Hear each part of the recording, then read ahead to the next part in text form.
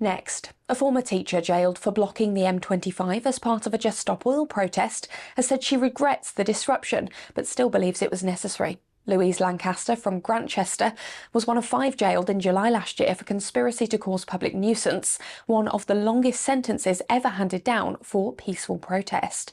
She served 9.5 months of a 4-year sentence and is now out on licence. Lancaster's case features in a new BBC Radio 4 documentary, exploring how she went from teaching to direct action climate activism and ultimately to a prison cell. The Bayeux Tapestry is set to return to the UK for the first time in over 9 centuries. The 70-metre-long embroidery, thought to have been made in Kent, will be displayed at the British Museum in London from next autumn until mid-2027.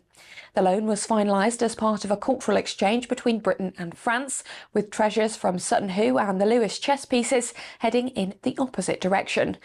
The tapestry, which depicts the Norman conquest of England in 58 scenes, is expected to draw huge crowds, with the British Museum calling it a once-in-a-generation exhibition.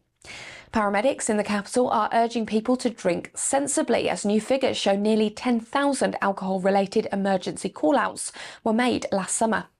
The London Ambulance Service said the number of incidents in June, July and August last year surpassed even the Christmas party season.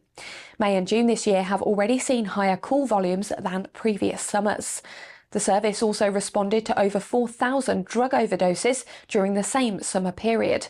Officials say every avoidable call takes critical resources away from potentially life-threatening cases and are asking revellers to look out for their friends during nights out.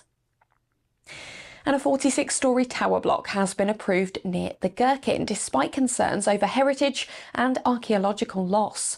The new developments at 63 St Mary's Axe will replace existing buildings with offices, a park and public amenities. Historic England had objected to the plan due to a suspected 13th century burial ground on the site, but City of London Corporation officers backed the scheme. Developers say archaeological work will ensure any remains are appropriately treated, while a section of Roman wall will also be revealed.